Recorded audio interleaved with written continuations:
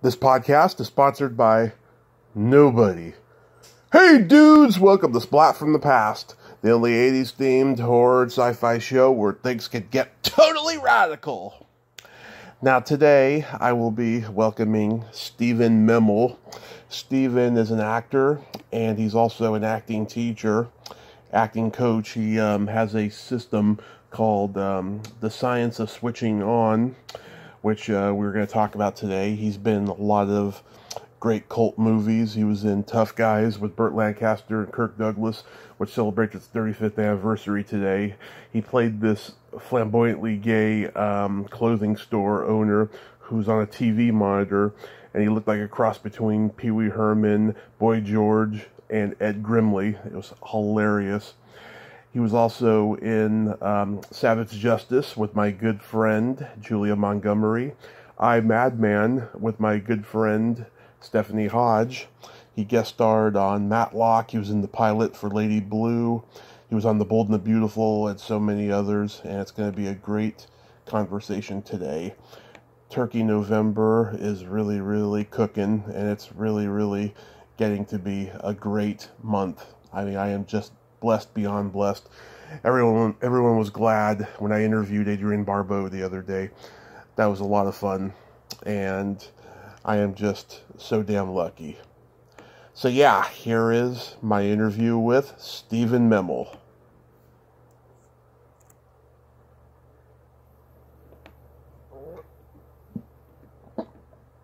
Hey Steven, welcome to the show. How are you today? Thank you. How are you? I am spectacular. That's great to hear. Are we on? Yep, we're on. We're doing it. Okay. Great. So, this is such so many interesting things I read about you. Yep, I've had quite a life. Yeah. Well, you describe yourself as the ultimate fanboy. I love that. Yep. I wonder if you've seen as many bad horror films as I have. Oh, yes. Probably even more. I love them. I pride myself on them. And actually, my friends love to look askance at me and say, you're far too intelligent to be watching that kind of crap. Yeah. And I said, it makes my life pleasurable. So anyway. So, Tommy, tell me, what would you like to chat about? Well, first off, I'd like to say this is a great honor. Thank you for taking the time today. And so going back in time, did you gravitate toward acting early on in your childhood? I did. It wasn't initially what my focus was. I was kind of a little bit of a science nerd, but that was when I was very young. Mm-hmm. You know, and I wanted to do major accomplishments like kind of like Astro Boy, you know, implant rockets in people's feet so they could fly. Right. That was one of my big dreams. Then my father informed me it was a bit too much like Nazi Germany and involved things. That kind of put a little damper on that creative spark right there. But I didn't let it stop me. And, you know, I would always sit, whatever school I was in, if I was, you know, in grammar school, I'd watch the people on stage, and I'd say, oh, I want to do that. And then the same thing when I'd watch the junior high school productions and long to be in those and so on and so forth. And it just so happens, coincidentally, that there were some very successful people who came out of those classes that I watched people who won Tony Awards and Academy Awards, and you know, it was kind of fortuitous, but yeah, it was something that I really growingly sparked toward and felt that I could do something with. Mm-hmm. And maybe, you know, it's been a great trying, but also amazingly rewarding life path. I bet, yeah. Did you do a lot of school plays and community theater? I did. You know, when I was in high school, I worked my way up to the leading roles in some of the plays, and then in college I got to play Tony in West Side Story, and that was really fun. And then from there I got my out of college I got my first show and went on tour with something that had been a movie musical, but never been a stage play, and it was called Seven Brides or Seven Brothers. Have you ever heard of it? Oh, yeah, I've heard of it. Yeah. Have you seen it? Never seen it, though. It's great fun. And there were two kind of 50s musical stars who were in the original production, which was an MGM film. It was a B film that nobody expected to ever do anything, and it became this huge hit. And it was Howard Keel and Jane Powell. Nice. And Jane Powell just passed away recently. Yeah. But it was the two of them in this musical, and it was really fun because there's kind of a fun history of how I actually ended up being a singer. That came out of watching that musical when I was a mere pup, but I'll tell that in a little bit. But the fun thing is that they brought Howard. First of all, they turned it into a stage musical. Finally, this is when I was in my, I was probably about 19 or 20, and Larry Kasha, who was the brother of Joel Kasha, I can't remember what the guy who had written the music for the original movie, was his brother, who was a Broadway producer, decided to turn it into a stage play, and that was my first show ever. And I got into it both as a dancer and somewhat as a singer, but certainly a huge dance show. And they brought back Howard and Jane to do their original roles, which was so much fun working with, movie legends like that. Howard in the girdle, and a toupee. Yeah. Jane having trouble singing on key, and but what was he like though, Howard Keel? Amazing. He was such a cool guy. He was one of those,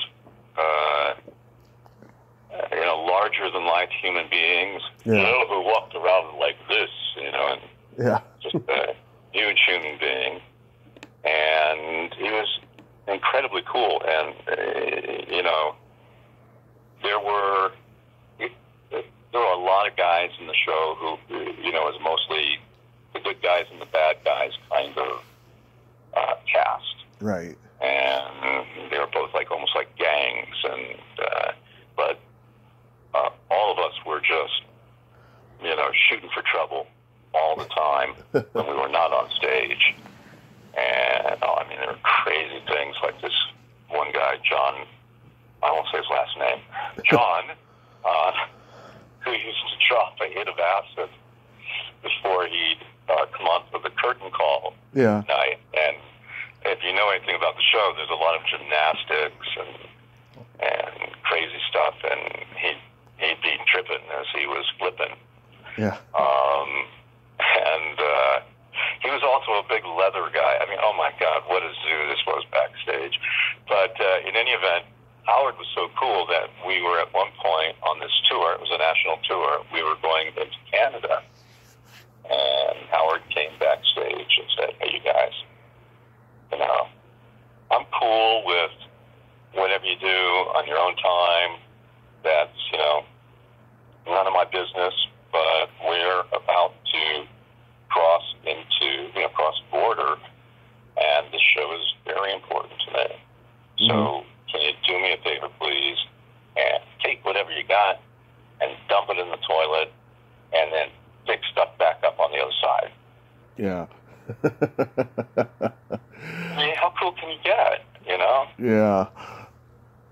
And he was approachable, and so was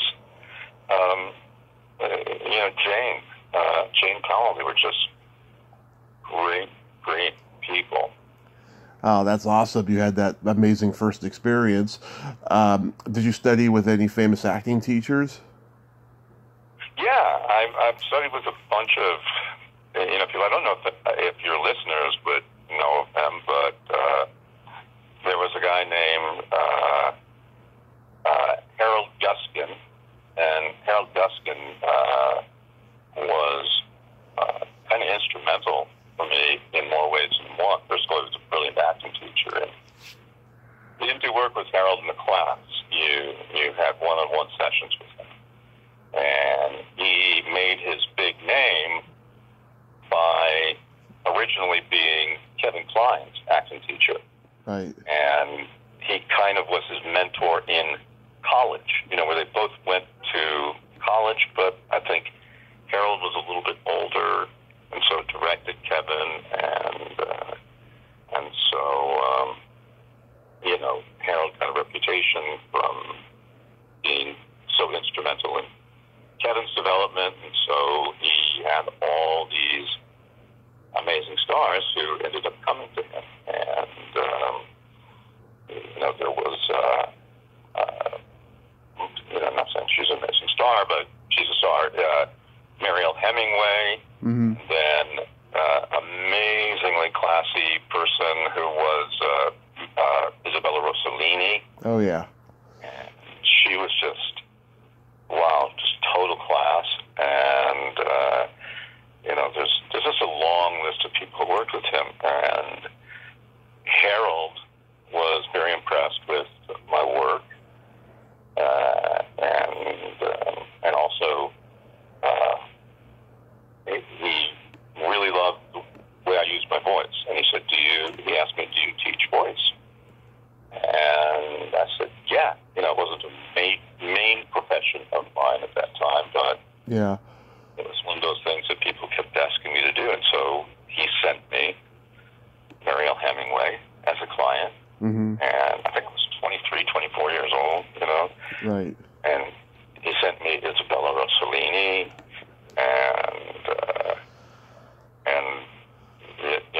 so he was a very well-known guy who I worked with, and then there's another guy named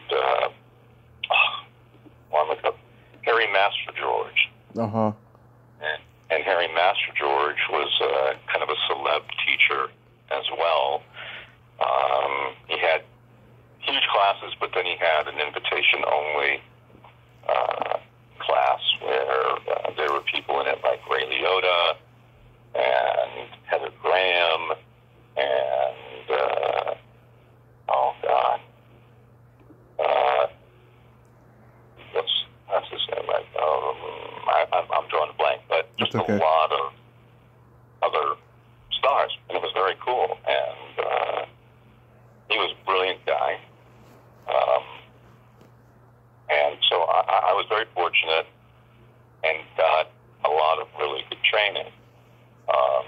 I'd say my biggest mentor, though, was my high school drama teacher, which is kind of an odd thing to say. Yeah. All these big people, but Don was such a major influence on my career, and also on the career of so many other people. These Tony Award winners and Grammy Award winners. And he was a high school drama teacher, but he had also been a modern dancer before he became a teacher. He went into the Army, and then he came out of the Army at like 24 years old, which is really late to become a dancer. He became a dancer and studied and danced in the Bela Lewitsky dance troupe. And I just have some really remarkable people. It's one of those things you kind of pinch yourself every once in a while and go, how did this happen?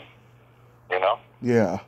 I don't know if you've ever found yourself in those kinds of positions, but where something extraordinary is going on, and you're kind of looking around and going, okay, who orchestrated this?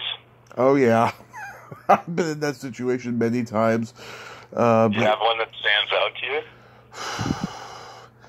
I mean, there have been times when, I committed to something that I should have done more research to, and when I'm there, I'm just like, okay, this is it. I mean, I can't think of a specific one, but I know I've been in that situation. Right. And it's like, okay, how did I get here? Right.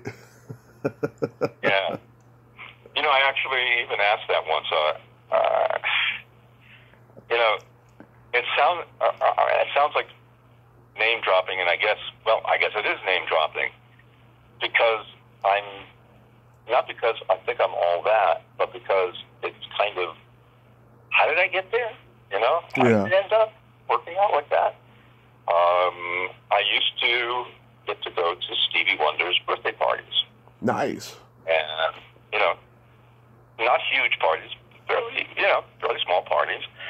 And one of them was at kind of an estate, a little bit of one of the bigger ones. And I remember driving out of the gate with my then wife and saying, okay, how did we end up here? Yeah. But that was a good... It back. You can definitely trace it back, but it's... Right. But that's a good one, though. That's a good one of how did I get here, right? Oh, yeah. Yeah. Oh, it was amazing. I mean, the first birthday party I went to of Stevie's, the reason was because I had become good friends with one of his, kind of like his best woman friend, Mm-hmm. It wasn't a romantic relationship they had. They were just super, super tight. And so she was throwing the birthday party for him at her apartment. Mm-hmm. Now, I wasn't aware at the time that there was such a thing called Stevie time. And Stevie time is whatever damn time you want it to be. It kind of reminds me, I was just listening to Eckhart Tolle. I don't know if you follow Eckhart Tolle at all, The Power of Now and no, all that kind of stuff. But apparently a lot of people have sent him, he's all into, it's always the now. It's always the now. And apparently people have gotten into the habit of sending him clocks that, says now. Well, I think that's kind of how Stevie operates, or operated, Yeah. Now. Yeah. So he was about 6 hours late for his own birthday party. Mm-hmm. But for him, I'm imagining it wasn't late. It was just now, Yeah. But my friend Deidre had talked me up to him, so many times. And so when he finally comes to the party, needless to say, everybody gathers around him. There's about 40 people there, and everybody's doing a, full court press, and Deidre grabs me by the hand and drags me through the crowd and pulls me over to Stevie and says, Stevie, this is the guy I was talking to you about. This is he teaches voice, and you really need to talk to him. And Stevie reaches out his hand, and he takes my hand in his, and, he clasps it with the other, and so that kind of a very intimate thing, and we're right. group of a lot of people, so he kind of leans over into my ear and says, oh man, he's just been telling me so much about you. I got this thing with my voice, and he starts telling me about the vocal issue he has, that, that something he wanted to, kind of get better on, and something he was working on that he wanted to know, did I have any tips for him?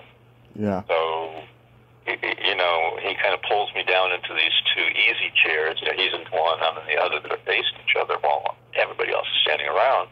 Mm-hmm. And we're leaning over close, and I'm saying, well, try this, Stevie, try this. And so I'm giving him little vocal things to test out and try. Oh, yeah, that's good. Now do this. And he's doing it, and this goes on for a nice little amount of time. And then finally Deidre comes in, and she breaks it up. So Steve, we got it. Other people waiting to meet you. So the crowd disperses and follows Stevie as he and this one guy I'd been talking to earlier in the party, was kind of sitting in the aftermath on the outside of the ring, and he walks up to me, nice and easy, and he just says, do you realize you just gave a voice lesson to Stevie Wonder? And I went, yeah, I guess I did, Yeah. And so that was, an amazing thing. And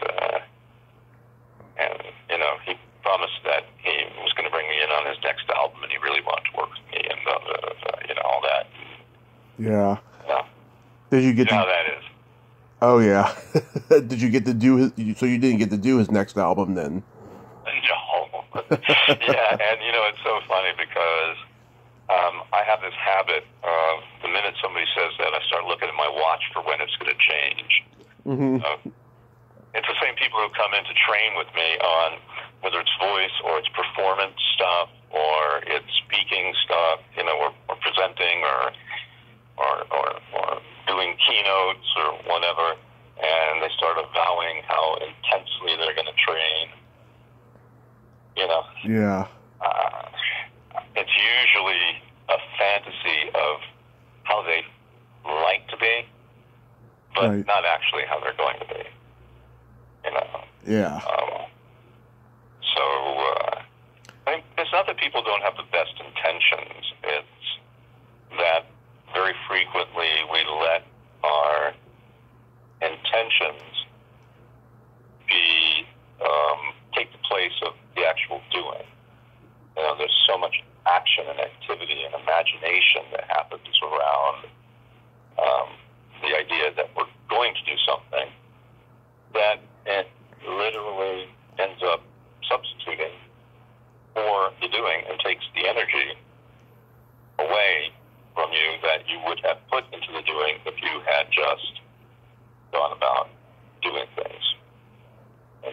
Yeah. So, I mean, you've done a lot. You've done, 1,300 podcasts?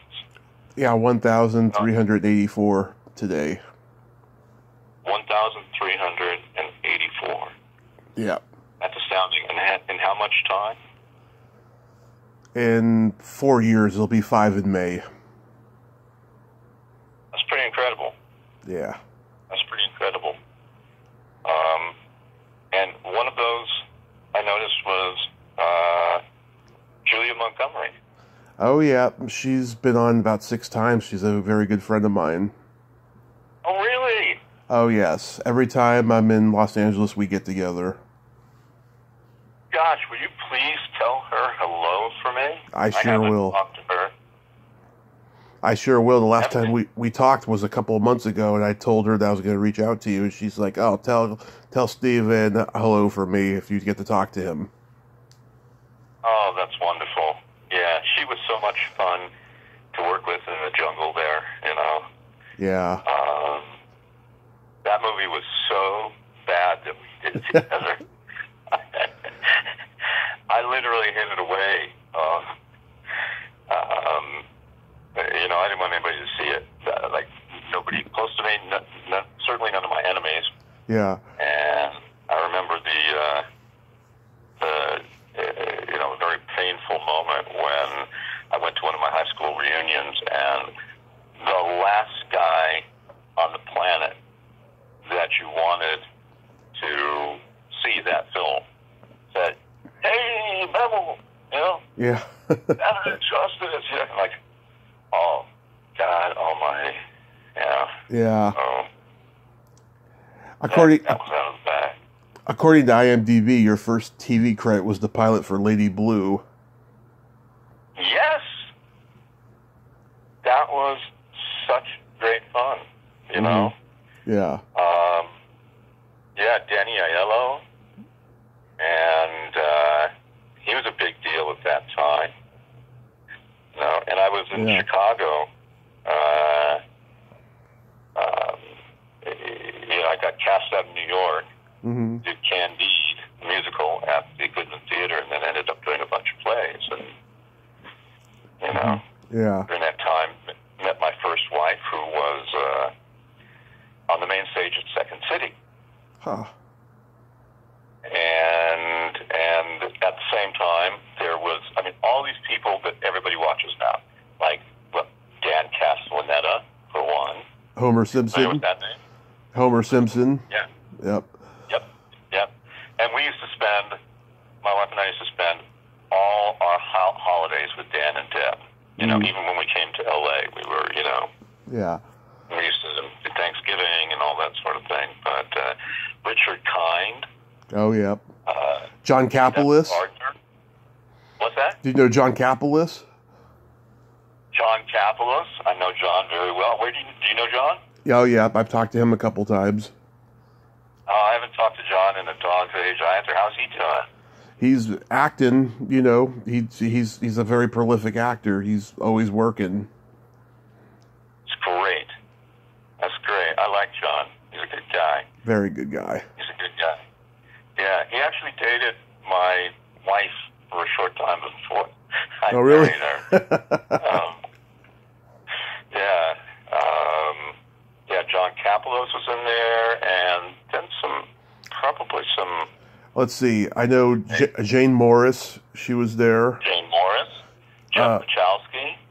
Yep. Mike Haggerty. Mike Haggerty, of course. Mike Haggerty. What an amazing guy. Is he still out there doing his thing? I imagine so. I haven't interviewed him yet, but I'm trying to get through to him. He's an amazing guy. He really is. Yeah. He really is. You know. Second City has an amazing tradition. Yeah. Yeah. Well, you know, that whole Second City thing is what a lineage to be from. Mm-hmm. Yeah, it got so many people historically came out of it or wanted to be in it who, you know, when they got famous, got to come back and do guest spots. But it was really fascinating, though, to be around it, because I was around it every day, you know, because I was living with Isabella. Yeah. While, and we literally lived above Second City in the above the steak joint, which was right next door. And, you know, a lot of people don't know how these improv things go, at least at the time. Mm-hmm. I think people have a tendency to see them as, you know, give them a few suggestions, and they go back and they come out with this unbelievably brilliant, totally off the top of their head, scene or little playlist or whatever. Right. And you know, I'm not. I don't know if I'm supposed to reveal this, but it's not usually like that. They're usually working scenes to develop. Right. For their shows. Are you familiar with that? Yeah, I mean, because I've talked to a bunch of Second City people, they've kind of walked me through the process. You know, I mean, I think it's changed over time, but they've told me basically what everything entails. Right. And so it's, you know, but one thing that was really amazing is there's a guy named Harry Murphy, and he really would improvise a rap song based on audience suggestions every night. And mind-boggling to see somebody's mind work like that. But, you know, so, you know, you've done a lot of other things. Like it says, what were some of the other things you've done? You were an actor and a comedian, a stand-up comedian? I did stand-up comedy for 10 years in San Francisco. I've been screenwriting since I was a kid. I haven't sold anything, but I don't really consider myself an instinctive writer. It's just something I do. You know, it's just something I enjoy doing. You know, I'm working on a couple books now, and I have a screenplay that I want to get financed. You know, once everything gets controlled with COVID and all that. But yeah, done a lot of things like that. Very cool. Well, you know, it's great fun to talk about all the amazing things that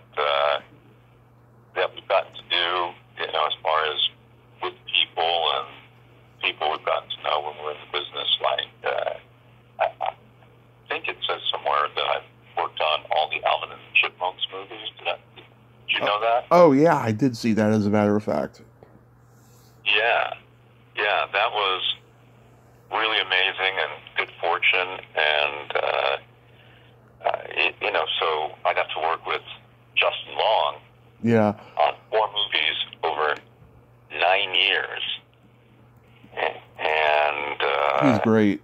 He's an amazing guy. First of all, he's brilliant. Yeah. And on top of that, he's just a super down-to-earth, easygoing guy. And as you know, he has a podcast, I think. I didn't know that.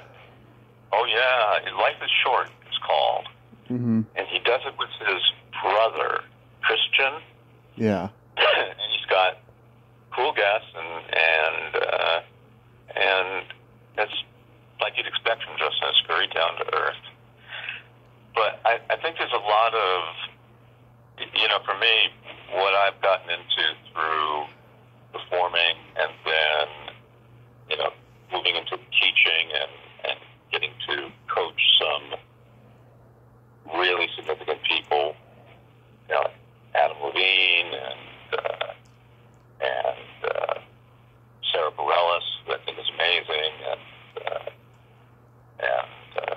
Halsey is one of the kind of recent sort of biggies that I got to do. But what's even more interesting is what I find is what I learn along the way as far as human behavior, as far as how people think, and the issues and obstacles that we run into through being performers and through having to dig our way to this very authentic self that we're really trying to work with all the time, even if it's comedy. Yeah, it's got to be. The more real it is, the more powerful it is, right? Right. So just watching these things unfold and learning the lessons of how crazy we are as human beings, and then getting to impart that knowledge to other people as I go along the way, and through my coaching, and then, through that help them achieve their greatest as an artist, because that's really amazing thing that I get to do is,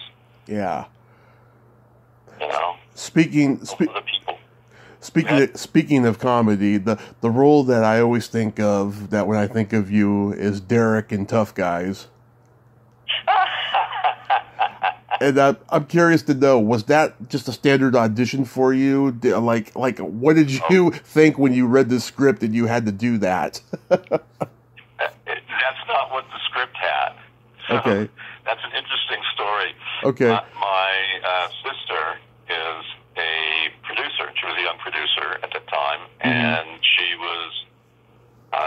produced Tough Guys with Jeff Canoe, but it was all under Joe. I can't remember his name, but big guy. And but that was one of her first real big outings, and she'd been working for Michael Douglas at the time, so I think that's how she got to Kirk. But But in any event, she had me come in, and I was the reader for people who were auditioning for other roles. Mm-hmm.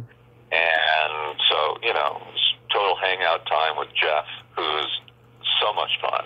You've spoken with him. I've talked to him. Yeah, he's got his own frequency that he operates at. He really does. It's really unusual. More on that later, because I want to know kind of how you would describe it, but he definitely does. But it's cool. And so I was reading all these different roles, and Jeff got to know me, and they were talking, my sister, and he really wanted me to read for something in the show. So he had me read for this store clerk named Derek. And so Derek was just a store clerk. you know? So I said, well, why don't I do him as a very effeminate gay person? Yeah. Right? So I went way over the top, and they, you know, like realistically though, because, you know, like I said, if you do things truthfully, like they really are based on human beings, you know, then that's what makes it all the more funny when you recognize an actual person. Right. But Jeff said, you know, that is hysterical. They were laughing their heads off, but we can't do that. I said, okay. So let me give it some thought. So I can't remember how I got in contact with Jeff again. No, I either called him or sent a message to my sister. I said, I want to talk with Jeff. I have some ideas for the role. And so we got on the phone, and I said, and I, you know, a lot of people haven't seen it. It's kind of an interesting scene. How would you describe it? It's, I mean, he's just, you know, he's looking for, you know, something to wear for his date, you know, Kirk Douglas. And the way you look, I mean, you look like a cross between Pee Wee Herman, Boy George, and Ed Grimley combined. I made that up. Yeah. Exactly. I came up with this thing of this guy being incredibly androgynous. Yeah. And kind of, you know, just, gosh, so ultra, you know, out there, cool, weird. Yeah. And, you know, for those people who are listening, I had my hair up in a blade, lots of makeup, and I got to go clothes shopping with the designer. I mean, I put that guy together, Mm-hmm. and helped Jeff rewrite the scene for that. So, and then Jeff came up with the idea of doing it on a monitor. So, you know, the whole scene takes place between me and Kirk Douglas, Mm-hmm. but me speaking to him apparently through a TV monitor. Yeah. And, you know, and I got to tell you, that was one of those kind of pinch me moments, because after we shot my part of the scene in front of the monitor, then we had to do Kirk's part. Yeah. And so we're doing his close-ups, right? Right. And I'm standing next to the camera, next to the cameraman, to get Kirk his lines. And, you know, we're doing the scene, and then they called cut for 1 second, and I just kind of turned and looked over my right shoulder to the camera guy and said, I can't believe I'm fucking acting with Kirk Douglas. Yeah. I mean, it was like totally surreal. Yeah. You know? Yeah. Totally surreal. But he was a great guy, you know. I think you find most of the people who are out there doing the work are just trying to get the job done the best they can, and not all of them, but a tremendous amount of them. So, yeah, everybody knows how hard it is, and how damn lucky they are, and you know, treats it as such. Yeah. You know. Mm-hmm. Did you get to meet Burt Lancaster? I did, but only for a moment. It was no really a real thing was with Kirk, but I mean, the two of those guys together was amazing.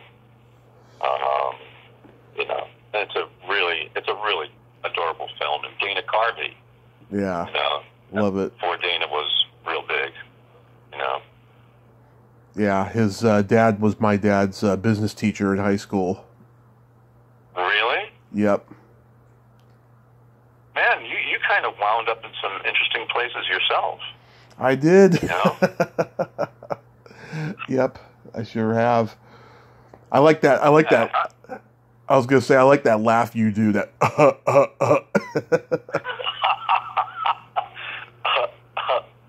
Yeah. Yeah, that was, I made that up on the phone with Jeff. He loved it. He really let me do pretty much whatever I wanted, so. Yeah. I mean, how fun is that?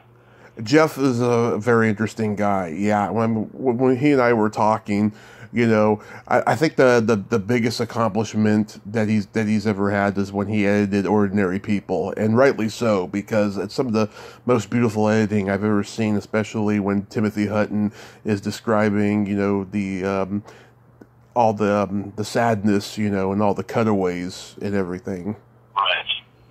Yeah. Right. It's amazing.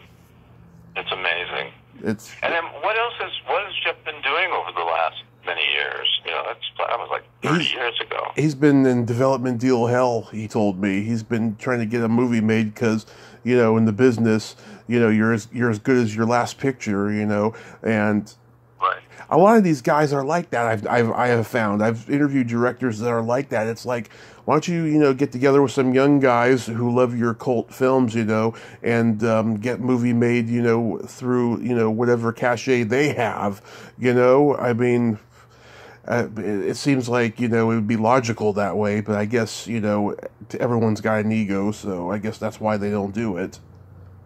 Yeah, it's very tough. I mean, I'm not asking into Jeff's, personal situation, but how do these guys make a living? I have no idea.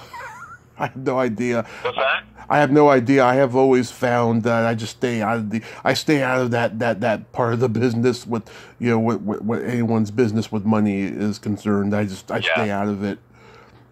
Yeah. Yeah. They got to have some kind of a plan. They got to have.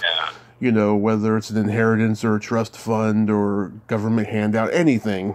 It's got to be anything. Or they were just smart with their money. Yeah. I mean, because you do make big bank on one of those movies, you can, stock market, all that. But yeah, I mean, it could be anything. I noticed. It's like most of us, they make do, Exactly. I noticed too. You guest starred on Matlock. Yes, I did. That was amazing. Well, I told you my first ex-wife. I sound like some been through the ringer kind of guy, but I guess I have. My first ex-wife, who's a lovely person, and we get along well. We don't see each other much, but she was the guest star on Matlock 1 month before I was guest star on Matlock. So it was kind of funny because Nancy, what was his assistant or his kind of right hand? Linda Pearl. What's that? Linda Pearl. No, I can't remember, but there was a woman who was like the younger, hot counterpart to him or whatever on his team. Nancy, I think her name was Nancy, but I'll remember at some point. But anyway, so we were sitting talking about, oh yeah, when Isabel was here, yeah, so we were having this conversation. Oh, Nancy Stafford. Nancy Stafford, that's right. She was just lovely. Yeah. And so I had an interesting. Andy Griffith was he was quite a presence on that set. People definitely minded their P's and Q's around him, and I was lucky because I was seemed to be kind of one of those people who could reasonably get along with most people, even some that others would have said were challenging.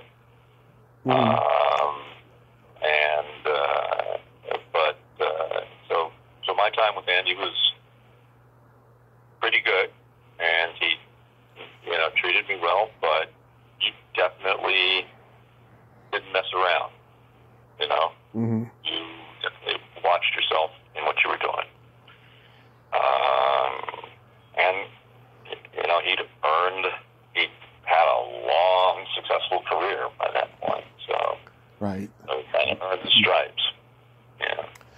Tony Mordente directed. I just talked to him a couple months ago.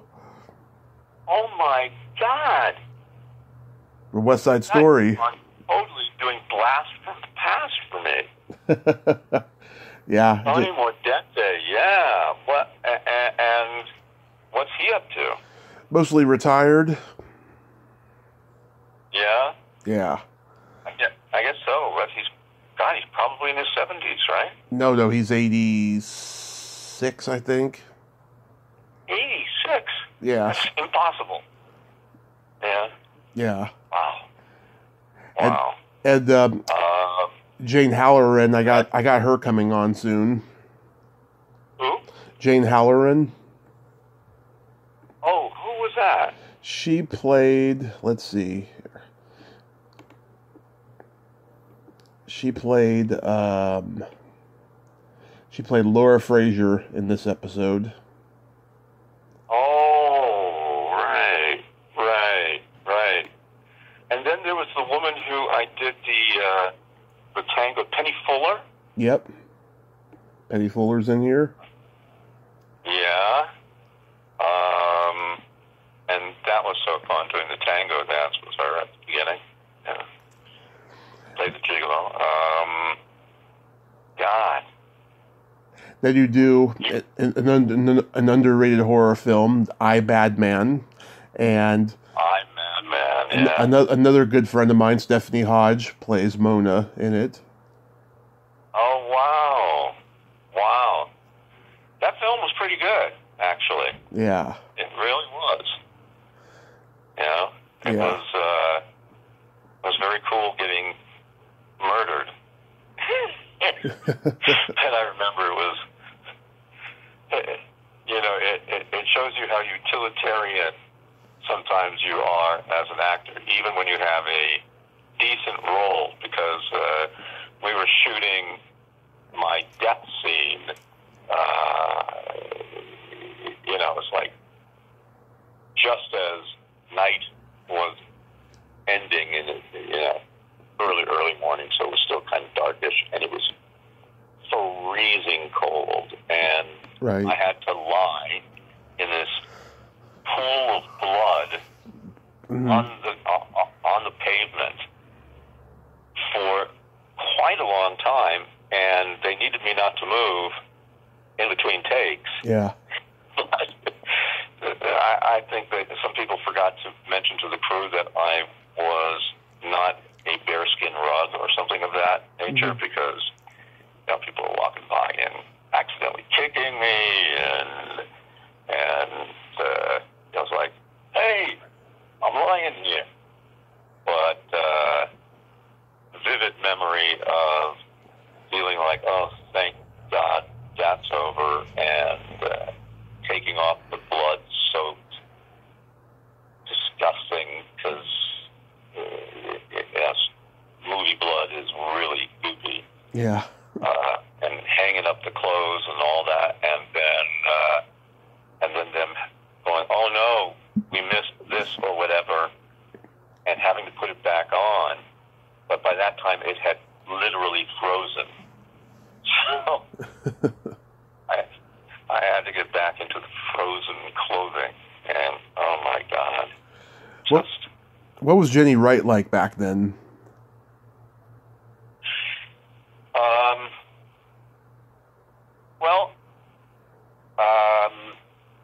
Let's put it in this light. Mm-hmm. I don't think she liked me very much. Okay. How's that? Well, about 5 years ago, another podcaster I know interviewed her, and she fell down a rabbit hole of drugs and alcohol at some point, and she's just completely broken. It was really sad listening to that interview, about how she just she was pretty hot for a while. She was in a lot of good movies, and then at some point, she lost her way. And she had an epiphany when she was doing a play on Broadway, and Lauren Bacall praised her after the show and told her and said, "If you ever don't want to act anymore, don't do it. And then she ended up following that advice not long after that. Wow. Yeah. She ended up doing what right after that, did you say? She just, fell down a path of drugs and alcohol. Right. She was probably doing it already, but then it probably just got worse. And she was doing a GoFundMe to get out of a homeless situation or something along those lines. It was bad. Has she recovered at all at this point? I don't think so. I mean, she looks like she's 80 years old, and she's only 60. I mean, she looks bad. Yeah, she looks bad. And during that interview, too, during the end, her boyfriend, who was in the room with her, pretty much butt into the conversation. It was really awkward for the guy, but yeah, he got to talk to her, and I've reached out, but I've never heard back. But it's okay if I don't. Yeah. Do you know her, or you just never know of her? Never met her. I've just I've approached her for an interview, but never heard back. I don't even think she read it. It probably went to her spam folder or something. Same thing with Clayton Rohner in this movie, and he's an acting teacher as well. Wow. Well, yeah,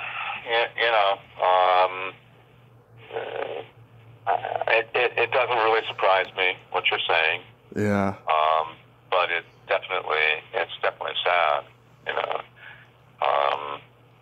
I had a very Lauren Bacall was a very powerful woman, so yeah. If she got to work with her, I imagine that's very impactful, but unfortunately didn't make the right impact. Well, she didn't work with her. She worked with her son, Sam Robards, and she just came to see the show and then praised her afterwards. Oh. Yeah. Oh, wow. Well,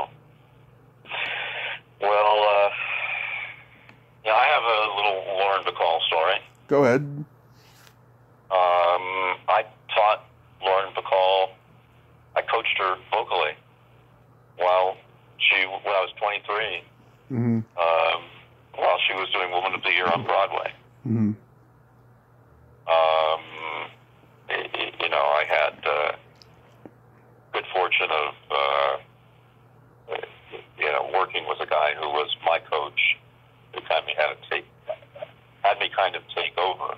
Mm-hmm. And when he was out of town, so I got to do that. She was a very powerful woman, Mm-hmm.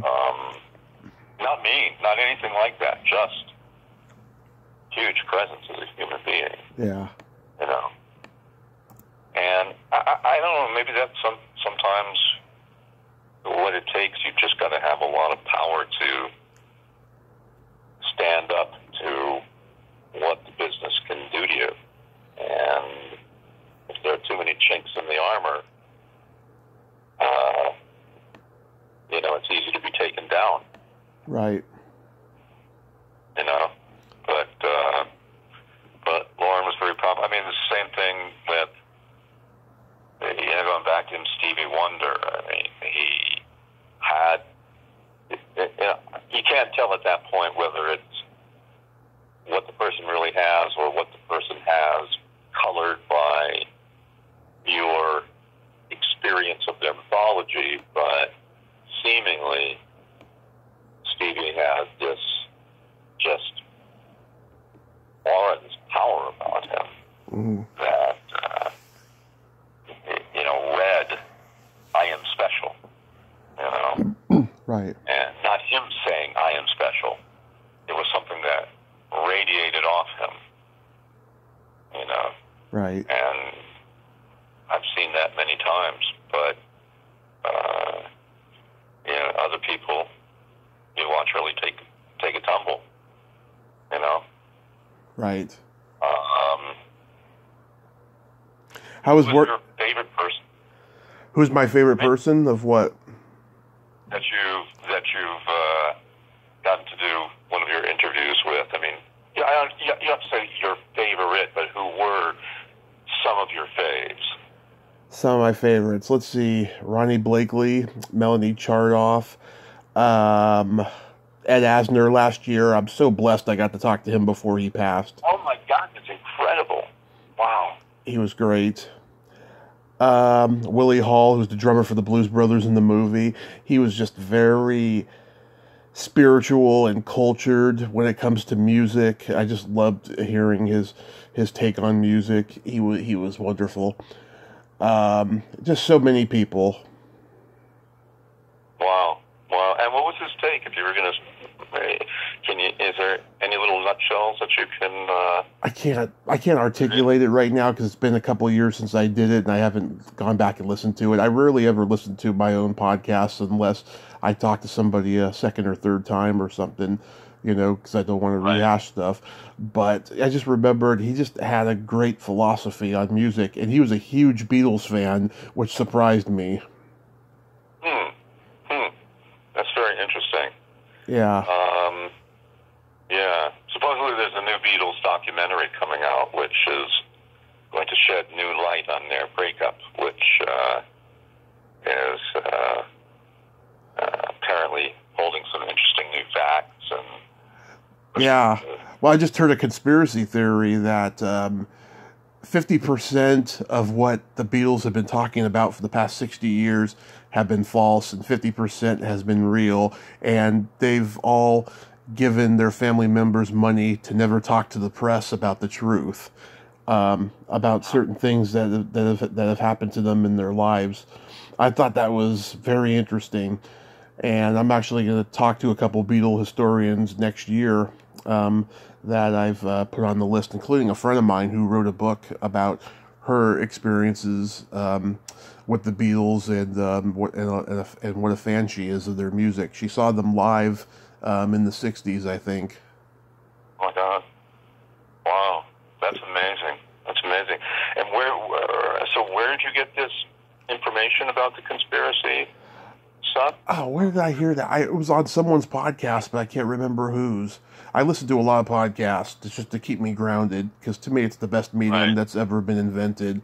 I discovered it while I was in the hospital, fully discovered it while I was in the hospital. I got into it a little bit a couple of weeks leading up to the accident, but I was just like, God, this is just a great gift to the world, and it's got to keep building, and then it did over time. It's become huge.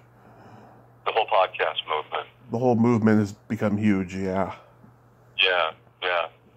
I of course, who doesn't? But I want to start one, and I actually want to start a call-in. You should. I just feel like if you're around long enough, you start seeing so much stuff that has universal applications. Stories that can apply so much to people's lives. Like, there's one that was kind of a life-changing experience for me that it has to be about spiritual journey, because all the external stuff, it's always going to change. It's going to come. It's going to go. It's so impermanent that if you don't find your center and live from that, then you're at such risk of calamity and catastrophe. Because you have nothing strong to stand on, and something. I had an experience that kind of hit me like a bolt of lightning once when I was in. Remember that acting class I was telling you about, the Harry Master George's class? And right. I was invited into the kind of invitation only pro thing, and it was the night after Al Pacino won the Academy Award Best Actor for Scent of a Woman. Mm-hmm. And we were on break, and we were all hanging out outside, like everybody does, having their cigarettes back in that day or whatever. And there were these two fairly well-known actors having this conversation. I wasn't a part of it. I was just kind of a fly on the wall sitting nearby. And one says to the other, "Man, can you believe Al Pacino won Best Actor for Scent of a Woman? Man, he sucked in that movie." And the other guy goes, right. And the other guy goes, yeah, I know. Everybody else was robbed. He totally sucked. Now, there are a couple of things that hit me really strongly. I mean, obviously, the most visible one is that Suck and Al Pacino probably don't go in the same sentence. You may not like him, but Suck is pretty strong when applied to arguably one of the great actors of the 20th century and moving into the 21st. But here's the real thing that hit me like a ton of bricks, and I'd say really did change my life, which was I now realize that I could win the Academy Award for Best Actor, and there'd still be people out there saying I sucked. Yeah. I mean, think about that. Like, the Everybody Loved Me game was an impossible game to win. Yeah. And if that's impossible to win, what then? You know? And in ways, we're all dancing around a lot of different, things we do to, try to be the right thing for the right people at the right time, and there's no way to be that for everybody all the time, and 90% of the time you're just guessing anyway. You're projecting what you think somebody wants or needs of you or expects you to be. Right. So there's just no win in that whole situation, and what it made me realize is the only strong place to come from is to come from the place where I am doing what I believe in, because that's the only strong, stable place, and the place where I'm not asking for somebody to say, yeah, you're right, or to make sure you take the right step or tiptoe the right direction to be the right thing at the right time.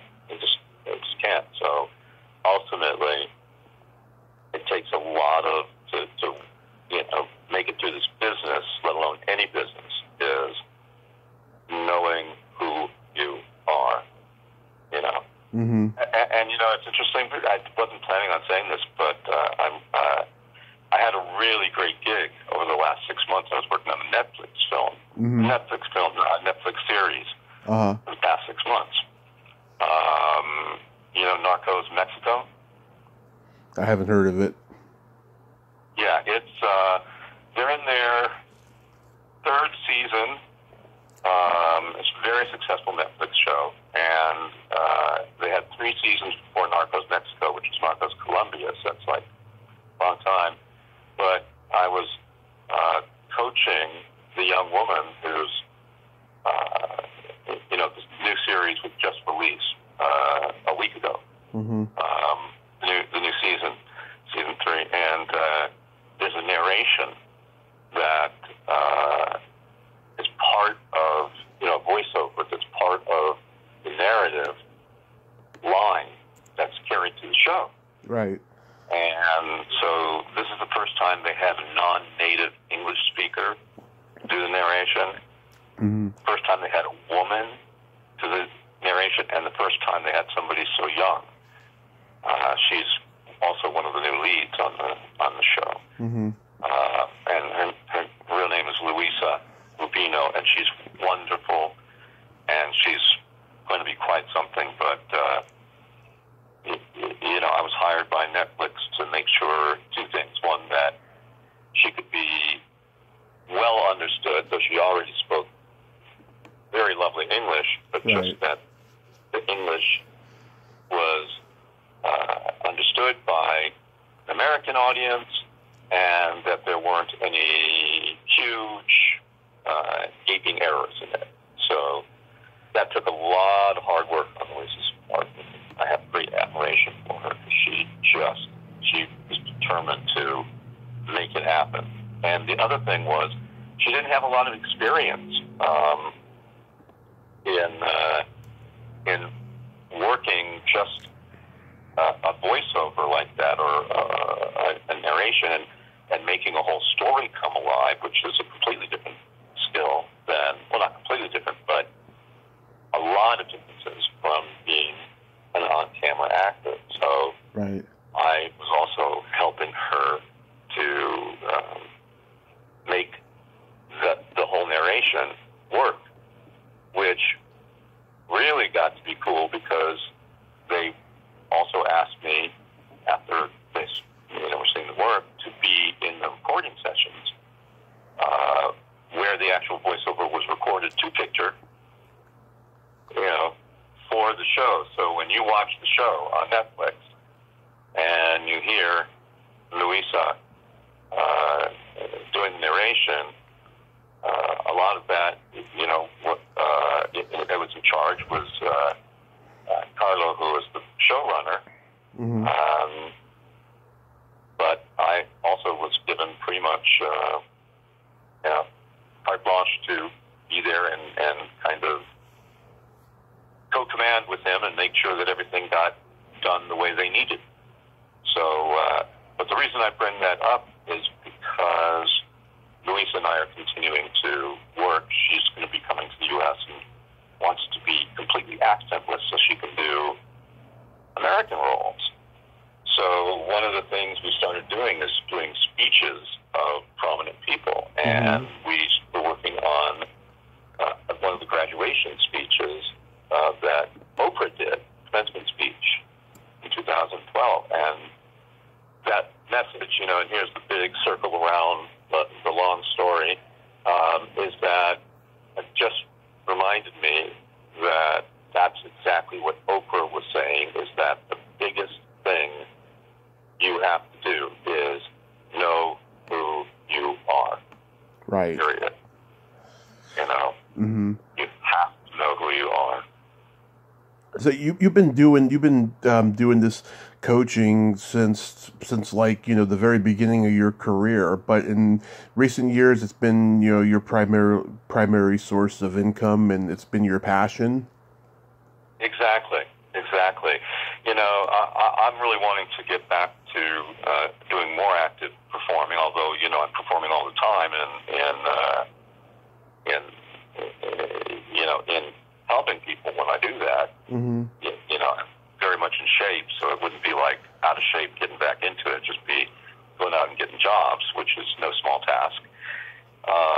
But yeah, that's been the coaching aspect and the training aspect has been one of it's probably been my major source of income, and in a lot of different arenas too, because I coach a lot of singers. Mm-hmm. I do a lot of actors too, but I coach a lot of singers, and I coach one of the niches that it kind of became a real thing for me, was the niche of performance, because I've studied. I'm a singer. I've studied voice up the wazoo, and I really know how to train people technically for both their speaking voice and their singing voice. And yet, through all the work I did with performers, and especially in the area of how to think as an artist and what gets in the way, and what clears the path, that it just seemed like these things, that these principles that I was discovering and using to help people max out their greatest expression as an artist, where they're unencumbered, and where, there's a state I call the quickening. Yeah. It is a state that I describe as where you're fully self-aware, but completely unself-conscious. Right. And I'm sure you know the feeling, right? Absolutely. Yeah, and my contention, which I believe wholeheartedly and have proven, is that we can live there pretty much all the time. Yeah, certainly when we're performing.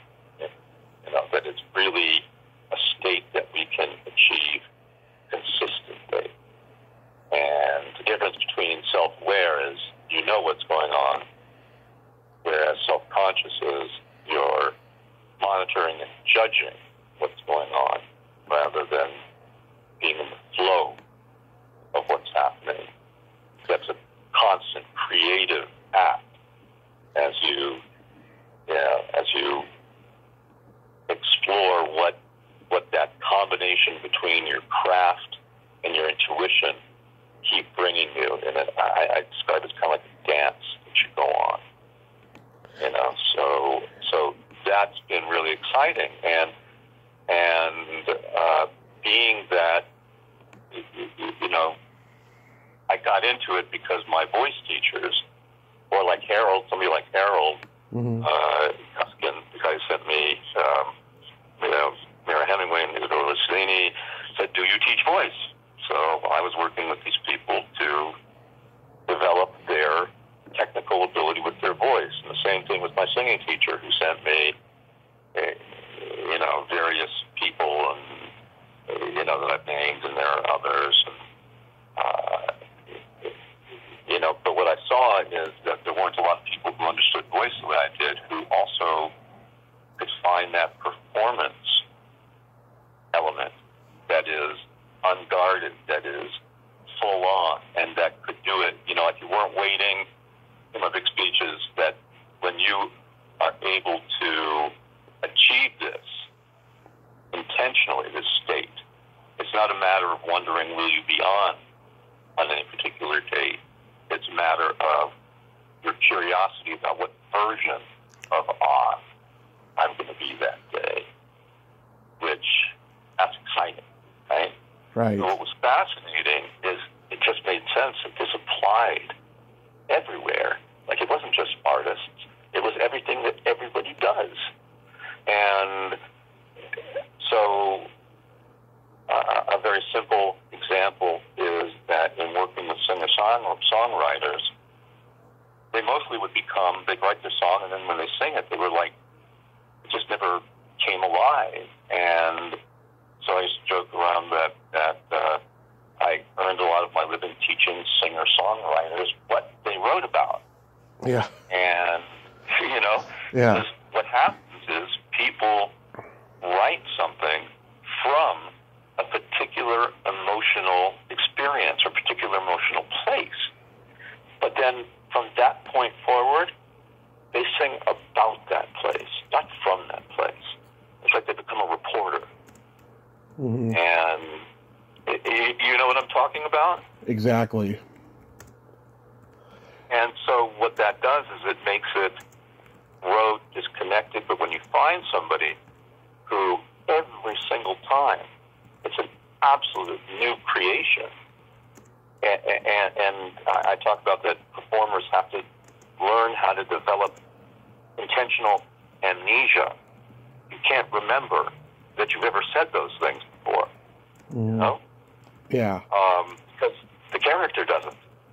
The singer, the character in the song does it. But what's fascinating is that speakers do the exact same things. Keynote speakers, presenters. That's why this kind of thing is accepted when you watch people speak. We go, and now this thing happened here, and then we go to here. And when we do that, it becomes this very mechanical kind of almost robotic sort of speech voice that's widely accepted as being an okay thing. Mm-hmm.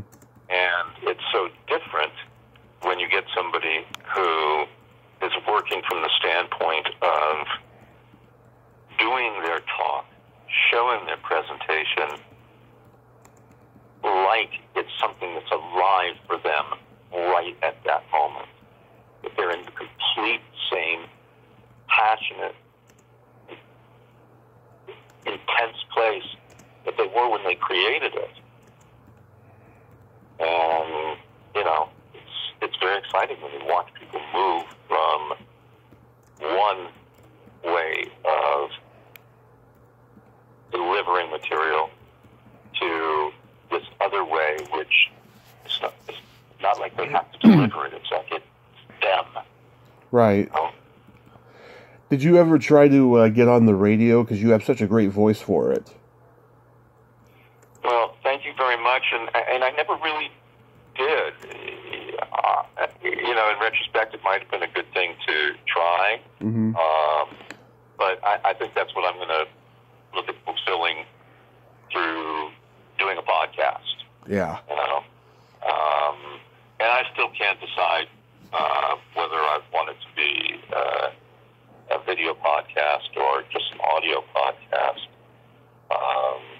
There seem to be advantages to both, but yeah, I'd really like to do that. And another thing that I kind of have on the plate is, I write music and I play instruments and I compose. I actually composed the music for a film that was up for an Academy Award at one point. Uh-huh. Short film, yeah. But I really want to do some guided imagery, affirmation,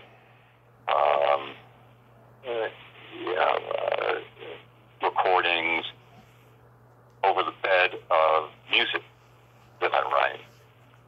And I think that would be another fun way of getting to express myself through the music I create and the philosophy that I want to promote in the world and in the culture we live in. And I have some very, very, very specific things that I want to bring to light that I think are going to be resonant for a lot of people and will be really helpful for a lot of people because they're about being, full on who you are. Mm-hmm.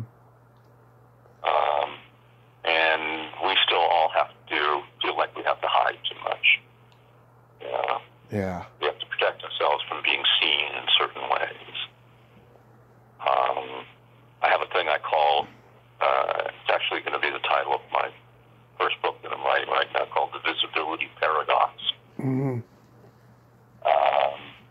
Which applies to the fact that, the greatest desire all of us have, I think everybody will agree with it, is this very deep wish to be known and loved and accepted and seen for who we really are. Right. So, right? Right. Here's the problem, Tommy, is that it's also our greatest fear. Mm-hmm. It is. That's a problem. So I want to address that conflict that we're all in from both sides, and in a way even provide an opportunity for myself to be more out there and real about who I am, what I feel, what's really going on, so that we feel like we need to protect our status and we need to protect our, the way that people perceive us, and that if we allow X, Y, or Z to be seen or known about us, and that's a big thing in sexuality and gender, and that's not what I'm even talking about. I'm talking about just other human stuff. Of course, that's an aspect of it, but I'm talking about, our fears, our desires, our pettiness, all the things that are real. And when I protect anybody else from seeing those things about me, that really promotes the need for other people to feel like they have to protect people from seeing that about them. Right. Well, Steven, I think you're on a really good path to accomplish all of that. And I thank you so much for coming on today. And I feel like I've learned an awful lot from you. Oh, thank you, my friend. I really, really do appreciate you having me on, and you know, and keep tagging me and making this happen. It's been very enjoyable talking to you, and I cannot tell you how much fun it's been hearing about all those people. You know, yeah, just so cool. So let's stay in touch, okay? Absolutely. You have yourself a great day. Stay safe and happy holidays to you. Same to you, Tommy. You take care. Okay. Bye. Bye-bye. Well, there you have it. Steven Memel. Ain't he a cool dude? Oh, very passionate, articulate guy. Love talking to him. And I'm glad we got to talk today. Well, until next time, this is Tommy Throwback Kovac saying there's no shame in living in the past because the present sucks. Later, dudes.